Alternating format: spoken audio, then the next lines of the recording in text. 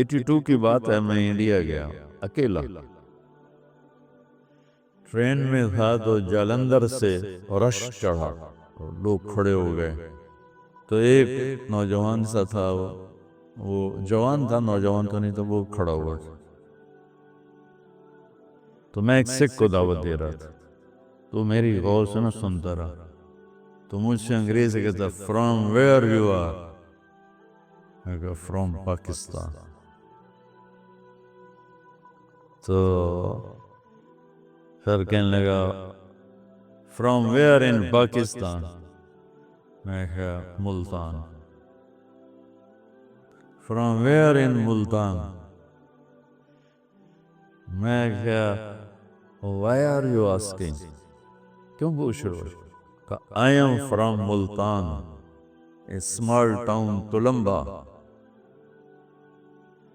جب تلمبا گیا تو میں ہنس پڑا، تو پھر اردو میں بولا ہنسے کیوں ہو؟ میں کہا آئی ایم فرام تلمبا، کہنے لگا اپنی بولی بولیے،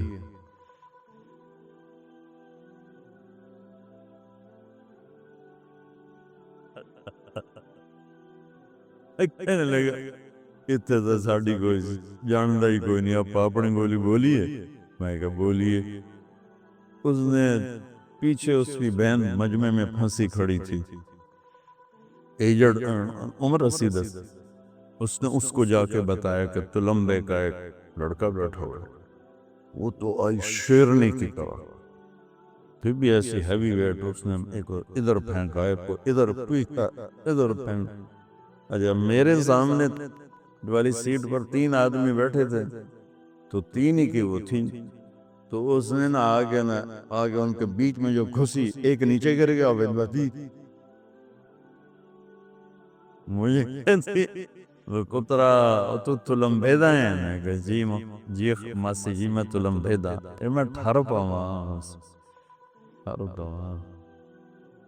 جتنے تلمبے کے، اس نوجوان کا نام تھا رام سروپ چگ، رام سروپ چگ، مجھے آج تک یاد ہے، مجھے چیزیں یاد نہیں رہتی، مجھے آج تک یاد ہے، رام سروپ 86 ایل سیٹلائٹ ٹاؤن، یہ اس نے مجھے اپنا ایڈریس دیا تھا، بڑا نہیں زندہ ہے، مر گیا، لیکن تلمبے کے ہندو سونی پت شفٹ ہوئے، اس سونی پت کے مسلمان تگا ایک قوم تھی بڑی، وہ تلمبا شفٹ ہوئے، کچھ اس میں راجپوت فیملیز بھی ہیں، کوئی یہ تگا فیملی بھی، تو وہ بی بی جلندر سے جو شروع ہوئی ہے مجھ سے باتیں کرنا تلمبے کی، تو سونی پت تک وہ چپ نہیں ہوئی، امبالے گاڑی روکی تو میں نے وہ باہر چھابڑی والا سیب بیچ رہا تھا، میں نے سیب لیے، تو میں نے کاٹ کے میں نے کہا ماسی کھاسو، کہ پتر سے مسلیاں کو لوگ کھاندے نہیں، پر تو تلمبے دائیں، تیرے کو ضرور کس،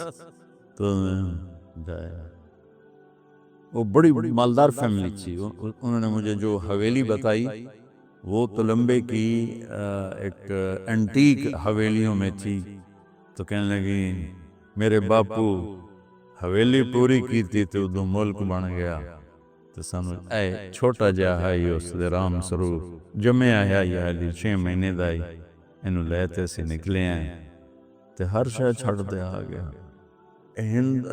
تلمبے میں ہندوؤں کی 2 بڑی فیملیاں تھیں، ایک پروتھی اور ایک چک، انہوں نے پورے علاقے کے زمینداروں کو اپنا غلام بنایا ہوا تھا، سود پہ قرضے دے دے کرنا، ان کی زمینیں ساری انہوں نے نا وہ قبضے میں کی ہوئی تھیں، اور وہ ان کے غلام تھے، تو اب اس حویلی میں 20-25 خاندان رہتے ہیں، اور وہ اکیلے اس کے مالک تھے اس وقت۔ کہنے لگی میرے باپو ایتھے آ کے مرن تائیں جتی نہ پائی، کہ جتی پاؤنی ہے تو تلمبے دی پاؤنی، نہیں تو پاؤنی نہیں۔ ایک تلمبے کا حکا، ایک خصا، یہ مشہور تھا، تو اس لیے وہ اسی جوتے کے چکر میں ننگے پاؤں ہی مر گیا باپ ہمارا۔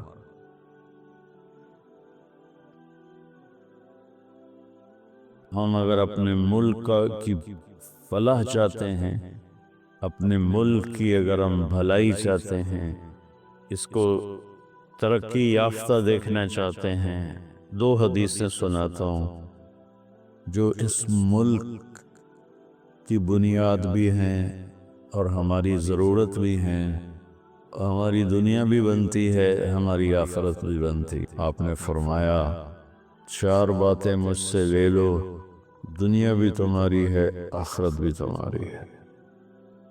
حفظ امانت، صدق حدیث، حسن خلیقت، عفت فی طعمت۔ فرمایا زندگی بھر کسی کو دھوکہ نہ دینا، امانت داری سے کام کرنا، ہائے ہائے، ہمیشہ سچ بولنا، کبھی جھوٹ نہ بولنا، اپنے اخلاق اچھے رکھنا، کبھی بد اخلاق نہ ہونا، رزق حلال کمانا، کبھی حرام نہ کمانا۔ لیکن میرے دیس میں اس کے الٹ ہو رہا ہے۔ سارے بازار میں شام کو جو گالی گلوچ ہو رہا ہوتا ہے، چونکہ سارا کاروبار چلا گیا ہے ادھار پر، تو ادھار تو لڑائی لڑائی ہے، لڑائی لڑائی ہے۔ مردوں سے کہتا ہوں اللہ کے واسطے چٹنی سے روٹی کھا لو، حرام نہ کماؤ، سود میں نہ جاؤ، سود سے کبھی رزق نہیں بڑھتا۔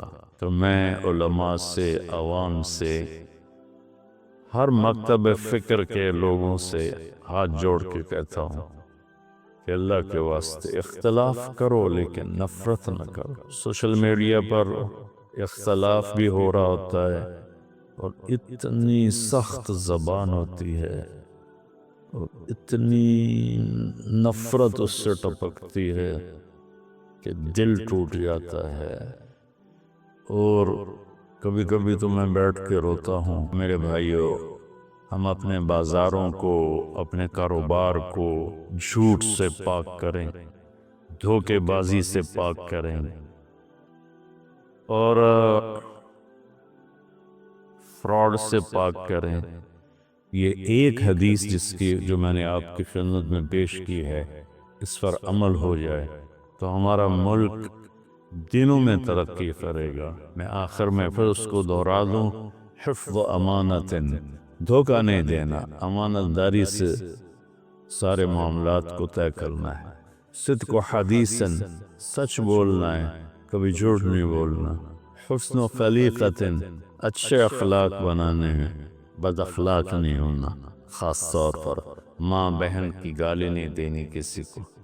حسن عفت فی طعمت، رزق حلال کمانا ہے، حرام نہیں کمانا، چاہے چٹنی روٹی کھانی پڑے۔ السلام علیکم ورحمۃ اللہ وبرکاتہ۔ انگریزوں کا آنا بالکل ٹھیک تھا کہ وہ اس قابل ہی نہیں تھے، سوائے عورت اور شراب کے ان کو اور کوئی کام ہی نہیں تھی۔ یہ مسلمان راجوں کا حال تھا، تو سکھ راجے، غیر ہندو راجے، ان کا کیا حال تھا؟ سب عورت کے پیچھے، شراب کے پیچھے، گانے بجانے کے پیچھے، بالکل نااہل، اتنے بے حس ہو چکے تھے مقامی لوگ۔ اور پھر 1799 میں ٹیپو سلطان شہید کر لیے، تو انہوں نے کہا اب ہندوستان ہمارا ہے، سارے ہندوستان پہ قابض ہو گئے۔ مقامی لوگوں کو اپنی فوج میں شامل کر ٹیپو سلطان پہ جب حملہ کیا تو حیدرآباد کا نظام کم بخت انگریز فوج کے ساتھ مل کے ٹیپو پہ حملہ آور۔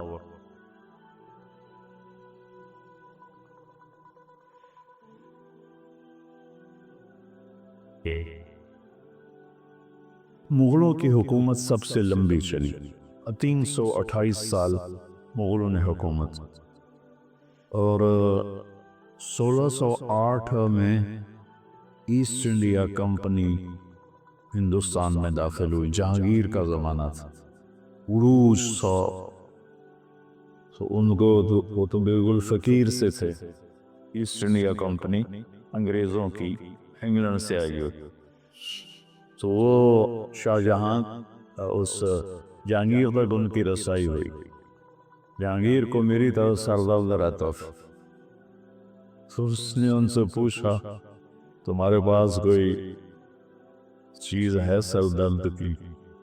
تو اس وقت وہ سائنس میں آگے جا چکے تھے، تو اب دیسی علاج میں کوئی ایسی دوا نہیں ہے جو فوری اثر کرے، تو انہوں نے اس کو گولی دی، وہ ٹھیک ہو گیا۔ وہ تو بڑا خوش ہوا، کہنے لگا کیا مانگتے ہو؟ اب ان کا دیکھو اپنے ملک کے لیے خیر خواہی، کہنے لگی جی ہمیں انڈیا میں تجارت کی اجازت دی جائے، بجاؤ اجازت۔ تو انہوں نے یہ جنوبی ہند کی طرف اپنے چھوٹے چھوٹے اڈے بنا لیے۔ شاہ جہان کے دربار میں وہ آئے تو شاہ جہان سے مل کر نکلے تو شاہ جہان کے وزیر نے کہا مجھے ان کی آنکھوں میں مکر و فریب نظر آتا ہے، ان کو ہندوستان سے نکال دو۔ تو شاہ جہان کہنے لگا کیا پدی کا شوربہ، ان کی حیثیت ہی کیا ہے، ان کا ہونا نہ ہونا ہمارے لیے برابر۔ تو بعد میں پتہ چلا وہ پورا ہندوستان ہی کھا گئے۔ تو 1608 میں جہانگیر کا زمانہ تھا جب یہ ایسٹ انڈیا کمپنی آئی، اور پھر وہاں انہوں نے اپنے اڈے بنانے شروع کیے۔ آہستہ آہستہ آہستہ مقامی فوج تیار کی، اور مقامی فوج سے 1757 میں سراج الدولہ کو شکست دے کر بنگال پہ قبضہ کر لی۔ مقامی فوج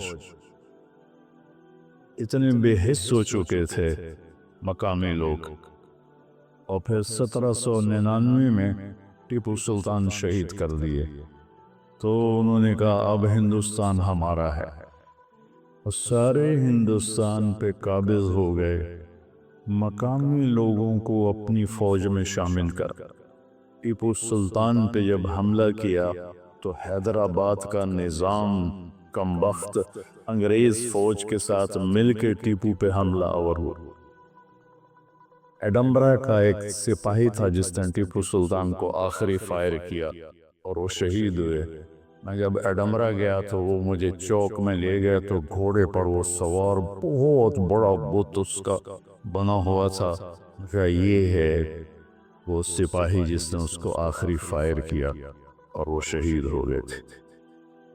تو ہندوستان میں انگریز کا آنا ایک عجیب و غریب واقعہ ہے، لیکن کوئی اس میں دوسری رائے نہیں ہے کہ ہندوستان اس وقت بڑھ چکا تھا اور راجے مہاراجے حکومت کے قابل نہیں تھے۔ مسلمان راجوں کا حال یہ تھا کہ آصف الدولہ نے ایک حرم لڑکیوں کا بنایا ہوا تھا اور ایک حرم لڑکوں کا بنایا ہوا تھا۔ کبھی وہ لڑکوں سے شوق فرماتے تھے اور کبھی لڑکیوں سے شوق فرماتے تھے۔ یہ اودھ کے نواب تھا کم وقت سے، اور اس کا جو بیٹا تھا واجد علی شاہ، اس کی 550 بیویاں تھیں۔ یہ مسلمان راجوں کا حال تھا، تو سکھ راجے، غیر ہندو راجے، ان کا کیا حال تھا؟ سب عورت کے پیچھے، شراب کے پیچھے، گانے بجانے کے پیچھے، بالکل نااہل۔ رامپور کا نواب جو تھا وہ اپنی جو مجلس شورا بلاتا تھا، آپ کو عجیب لطیفہ بھی ہے کہ خود بیت الخلاء میں بیٹھتا تھا اور باقی ہال میں بیٹھتے تھے۔ تو انگریزوں کا آنا بالکل ٹھیک تھا، انگریزوں کا آنا بالکل ٹھیک تھا کہ وہ اس قابل نہیں تھی، سوائے عورت اور شراب کے ان کا اور کوئی کام ہی نہیں تھا۔ رنجیت سنگھ نے حکومت کی 40 سال بڑے دھڑلے سے، بہت سمجھدار راجا تھا۔ یہ گجرانوالے کا تھا، ایک چھوٹے سے چودھری کا بیٹا تھا، تو اپنی قابلیت پر ان پڑھ تھا، پورے پنجاب کا حکمران تھا۔ یہ 1780 میں پیدا ہوا تھا اور 1839 میں شراب کی کثرت اور زنا کی کثرت سے مر گیا۔ 59 سال کی عمر میں، لیکن بہت قابل حکمران۔ تو انگریزوں نے ہاتھ نہیں ڈالا پنجاب پر۔ پھر اس کا بیٹا کھڑک سنگھ، تو کھڑک سنگھ شراب کے نشے میں مر گیا۔ پھر اس کا بیٹا نونہال سنگھ بنا، وہ بھی جلدی مر گیا۔ پھر رنجیت سنگھ کا بیٹا شیر سنگھ تھا، جس نے سید احمد شہید رحمۃ اللہ علیہ کو 1831 میں بالا کوٹ میں شہید کیا اور فتح پائی۔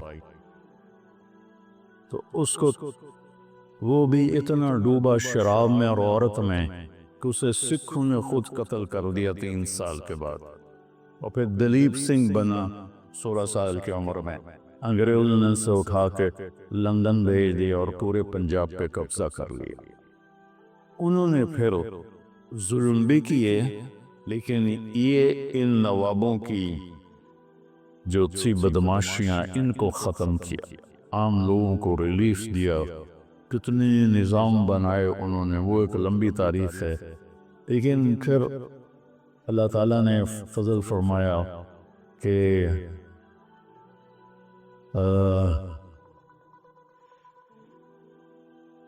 1906 میں مسلم لیگ کی بنیاد رکھی گئی۔ 30 دسمبر 1906 نواب سلیم اللہ صاحب ڈھاکہ، یہ نواب خاندان تھا، یہ بنگالی نہیں تھے، یہ کشمیری تھے۔ ان کے بڑے تجارت کے لیے گئے اور بہت کما لیا۔ 1857 کی جنگ میں انگریزوں کا ساتھ دیا تو اس پر انہوں نے جاگیریں دے دی، نواب بنا دیا۔ اس کے آخری نواب تھے سلیم اللہ خان صاحب، جو 43 سال کی عمر میں فوت ہو گئے۔ انہوں نے اپنے محل میں 1906 میں 30 دسمبر مسلم لیگ کی بنیاد رکھی۔ پاکستان کا پہلا پتھر وہاں رکھا گیا۔ مسلم لیگ کی بنیاد رکھتے ہوئے کسی کے خواب و خیال میں نہیں تھا کہ آگے چل کے یہ پاکستان کے وجود کا ذریعہ بنیں گے۔ صرف یہ جد و جہد تھی کہ مسلمانوں کو اکٹھا کیا جائے اور انگریزوں کے خلاف کوئی محاذ بنایا جائے۔ تو چلتے چلتے نواب سلیم اللہ جوانی میں فوت ہو گئے، نوابی ٹائٹل ختم ہو گیا۔ اس کے بعد کون اس کے بنے جو مجھے نہ یاد ہے، نہ مجھے پڑھا ہوا یاد ہے، لیکن علامہ اقبال رحمۃ اللہ علیہ نے ریاست پاکستان کا تصور پیش کیا کہ ایک ریاست ہونی چاہیے مسلمانوں کے لیے الگ۔ 1930 میں الہ آباد میں ایک جلسہ تھا، اس میں اقبال رحمۃ اللہ علیہ نے بطور پیغام جو انہوں نے اپنی شاعری میں پیغام دیا، وہ 14 صدی میں کوئی شاعر ایسا نہیں کہتا تھا۔ 14 صدی میں کوئی ایسا شاعر پیدا نہیں ہوا کہ جس نے پیغام دیا۔ آپ کو عجیب بات سناؤں، 96 میں ہماری جماعت انڈونیشیا گئی، جنرل حبیبی اس وقت وہاں صدر تھا۔ تو میں تو نہیں گیا، لیکن دوسرے ہمارے کچھ بزرگ اس کو ملنے کے لیے گئے، نصیر الزمان صاحب رحمۃ اللہ علیہ اور کچھ اور ایسے۔ تو وہ کہنے لگا کہ آپ کو پتہ ہے ہم نے تحریک آزادی کیسے چلائی ہے؟ پہلے آپ بتائیں۔ کہ اقبال کی شاعری اور آپ کے قائد محمد علی جناح رحمۃ اللہ علیہ کی تقریریں، ان کا ہم نے انڈونیشی زبان میں ترجمہ کر کے اپنے نوجوانوں کو ابھارا، اور ہم آزاد ہوئے پرتگال وہاں تھا، لیکن ہم جانتے نہیں اقبال کون ہے۔ تو انہوں نے سب سے پہلے یہ تصور پیش کیا کہ ایک ریاست ہونی چاہیے۔ قائد اعظم محمد علی جناح رحمۃ اللہ علیہ یہ ساہیوال کے تھے، ان کے جو بڑے تھے ساہیوال کے، راجپوت فیملی تھی، گجراتی نہیں تھی۔ کیم شو مجامع، یہ گجراتی زبان ہے، کیم شو مجامع، کیا حال ہے، بڑا اچھا۔ ان کے بڑے گجرات شفٹ ہوئے تجارت کے لیے، تو پھر وہ گجراتی بولنے لگے۔ جب 2-3 نسلیں وہاں رہیں تو اللہ تعالیٰ نے اس بندے کو چنا، انہوں نے کانگریس میں شمولیت اختیار، کانگریس میں کچھ عرصے کے بعد انہیں پتہ چلا کہ یہ مسلمانوں کے مفاد میں کچھ بھی نہیں ہے، تو الگ ہو گئے۔